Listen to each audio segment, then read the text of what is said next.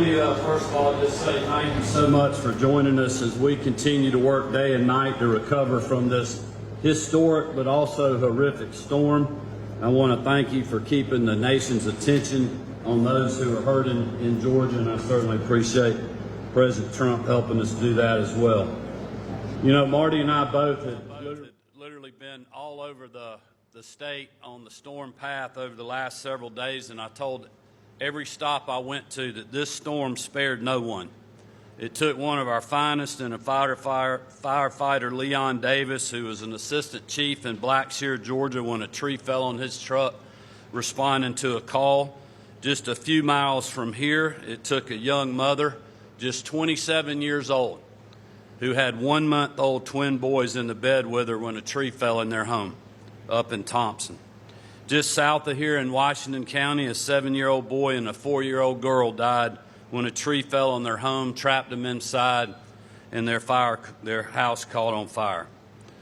Marty and I had the opportunity to speak to the emergency crews who responded to both of those situations, and our hearts are still heavy from that tragic event that they experienced and described to us, but also for what they had to endure.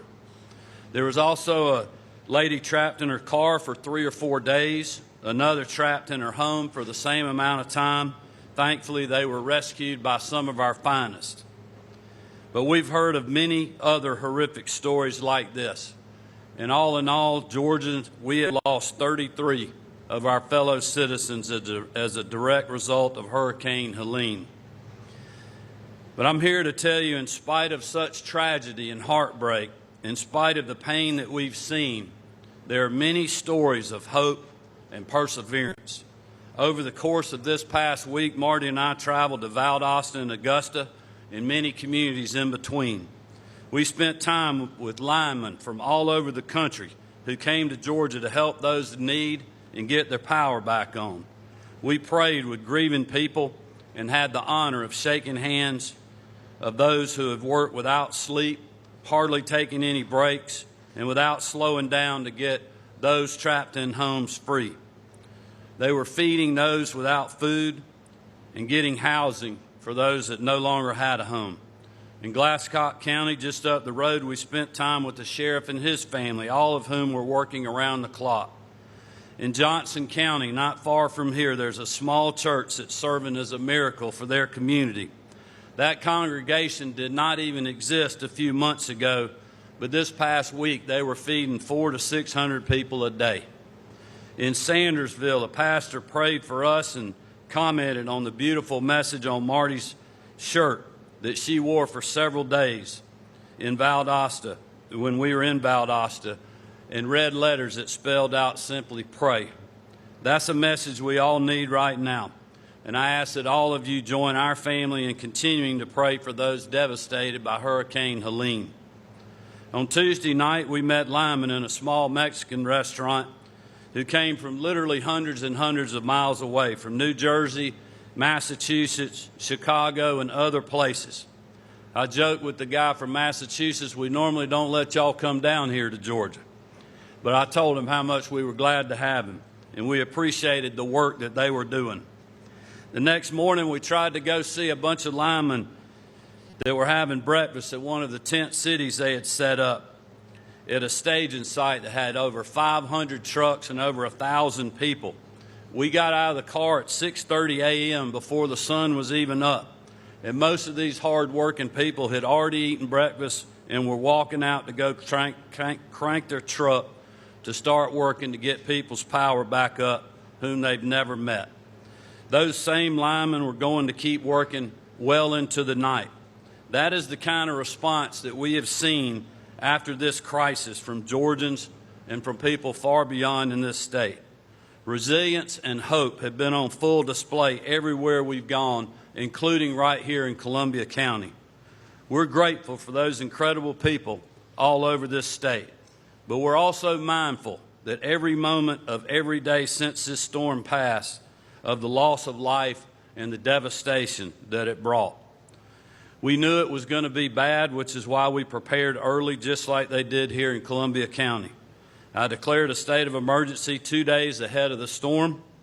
which gave us time to mobilize and prepare for the worst. And I'm so glad that we did, because it impacted literally every part of our state. Many communities have been scarred with major infrastructure damage. And at one point, at least 1.3 million power meters were not functional, and many more Georgians were without power. That number, incredibly, is down to 225,000 as we speak. In Atlanta, we saw record rainfall with 11.12 inches of rain in a 48-hour period. The previous state record goes back to 1886, when we had 9.6 inches. As many people around the country know, we are in an agricultural state, with agriculture serving as our #1 industry. Hurricane Helene has wiped out much of this year's crop across the board. Our Agriculture Commissioner, Tyler Harper, couldn't be here today, but he wanted me to pass along a few highlights of this devastation. 35% of our cotton crop is a total loss. 10 to 30% of the peanut crop is lost. 14 dairies across the state are still without power. There was 22 total from the start. Over 222 poultry houses have been destroyed, with hundreds of others damaged and some loss of operations for the entire farm. There's extensive infrastructure damage and loss of livestock facilities. And as I told the President earlier, approximately 4 million acres of timberland has been impacted, and 48,000 acres of pecans have been damaged or destroyed as a result of this storm. I want everyone in this state to know that we are with you during these difficult times, and we aren't going anywhere. We are putting every possible state resource we have at response and recovery. And I've taken several executive authority steps to try to bring relief as quickly as we can. That includes activating and deploying roughly 2,000 Georgia Guardsmen, our citizen soldiers who are doing incredible work in the field. It includes suspending the gas tax for as long as we're under a state of emergency and waiving the penalty on the use of dyed diesel fuel in street vehicles. I want to thank the members of the General Assembly. I know we got some of them here with us today for supporting all of these measures. They are crucial partners in our overall response to this tragic event and have been tireless advocates for the Georgians they represent. And we'll continue to urge FEMA to add more impacted counties to the federal declaration list. We started with just 11, and after a call to both the White House and FEMA, they upped that number considerably, up to 44 or 45 counties as we speak. We're also being mindful of our neighbors who have come to our aid in times past. Yesterday, I authorized the Georgia Guard to send a Chinook helicopter and crew to North Carolina to help in ongoing search and rescue operations. What they're going through, what we're all going through, is a living nightmare. And we're going to continue to pull together as we go through this together. These are just a few of the actions that we've taken, but rest assured, we will not stop until everyone is recovered and made whole.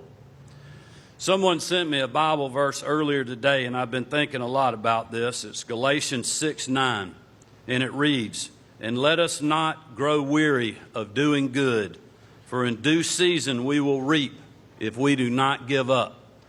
Those words epitomize where we are today and our commitment. We are not giving up. We are not going to leave until the job is done. I want to encourage all of our local officials and so many of their citizens that are working so hard on this recovery and helping and talking to people every day. Keep up that great work. Keep the faith and know that we will be with you till the end. It is my honor, and I want to thank President Trump for coming back to our state again for the second time to view storm damage and keep a national focus on our state as we recover. I hope you'll welcome the 45th President of the United States, Donald Trump. Mr. President.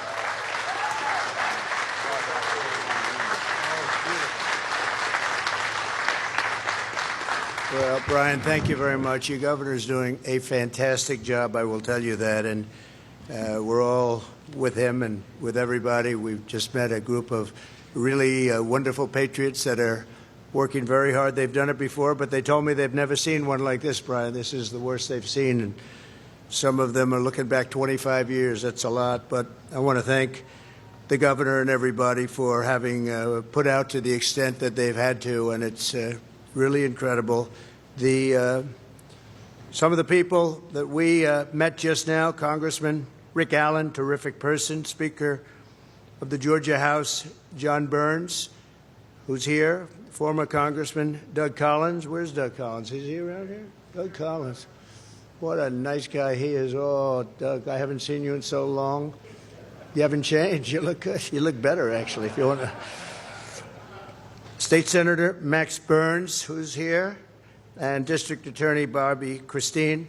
And we want to thank you, but we want to thank the people that are working so hard. And we're here in Evans, Georgia, to express our support, our love, and our prayers, and all of the communities, the suffering. It's not even believable when you look and you see the kind of suffering that's going on right now. But one of the biggest, I guess, question marks is the fact that there's so many people missing. I've never seen anything where so many, the numbers are so large of those that are missing, Governor, right? So that's something that hopefully they'll be found, and they'll be found very healthy, but it never looks great. It never looks great. Our hearts break for the more than 200 American families who have lost their lives already.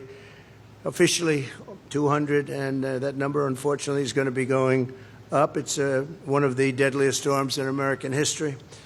More than 24 Georgians have died, including a 27-year-old mother and her two precious babies who lived not very far from McDuffie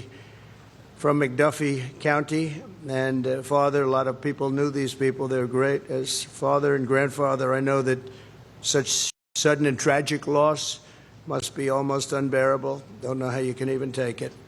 The loved ones all over your county, all over your state, and all over a lot of other states. You have Florida.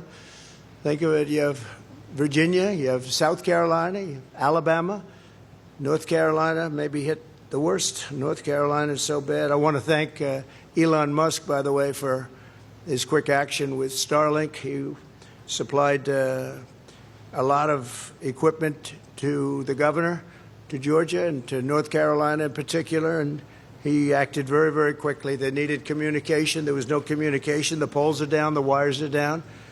And he acted really, really quickly. In fact, I called him, and I was getting thank you notices already from North Carolina and Georgia, and I wasn't off the phone with him. So I don't know what the hell I guess he's got some kind of a little special deal going. He works pretty fast, I'll tell you. But he's been great. And Larry Ellison made a very big contribution, and a friend of the governor's and mine is right here, Steve Witkoff, who also made a very big contribution. Steve, we appreciate it very much. Thank you. The homes and roads, as the governor told you, it's all being worked on. Everything's being worked on. And the good thing is when I just met a group, and now I met two groups, and now I'm meeting a third. And I will tell you that I have no doubt that whatever can be done is going to be done. It's going to take time.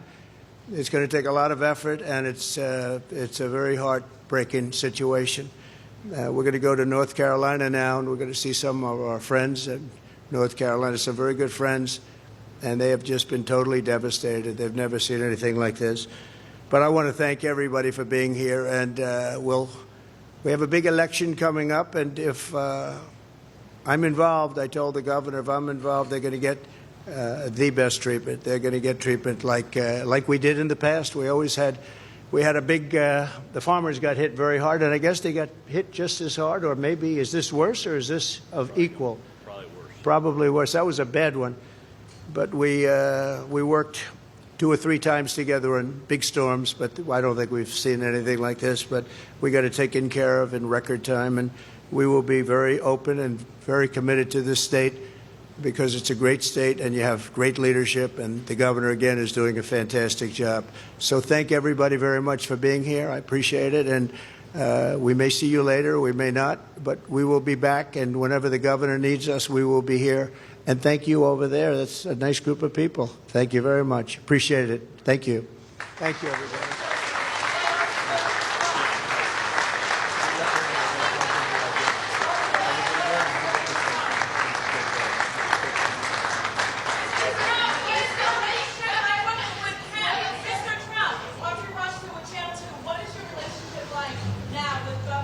It's great.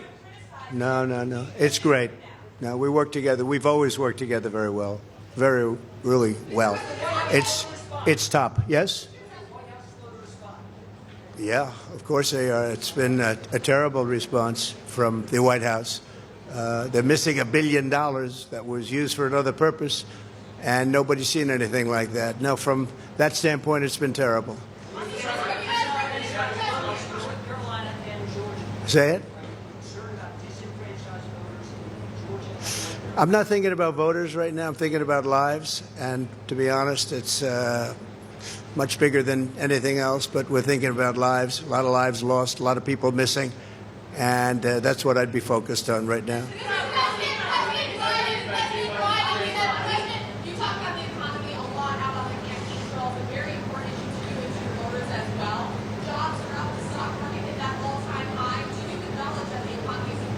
No, it's not. It's inflation has devastated our economy. It's one of the big problems we have. And on jobs, we have the illegals have taken more jobs than anybody else. You have illegals coming in and they're taking the jobs. And when you look at the numbers from that standpoint, it's a shame. We have to get the jobs to the people that have lived here for a long time and that are great citizens of our country. But when you look at the job numbers, they just came out, and then you look at who's getting the jobs. And it's been very unfortunate from that standpoint. You have illegal, you have the migrants, you're reading about it. Now, a lot of the money that was supposed to go to Georgia and supposed to go to North Carolina and all of the others is going and has gone already. It's been gone for people that came into the country illegally, and nobody's ever seen anything like that. That's a shame.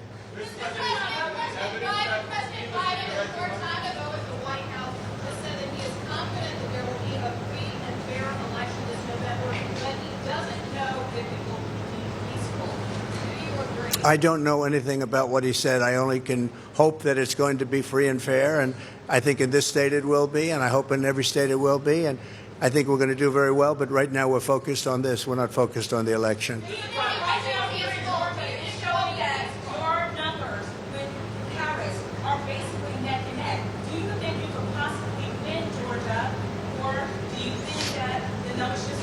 Well, I won it easily in 2016. We actually were very close last time, and right now the recent poll came up, we're up 7.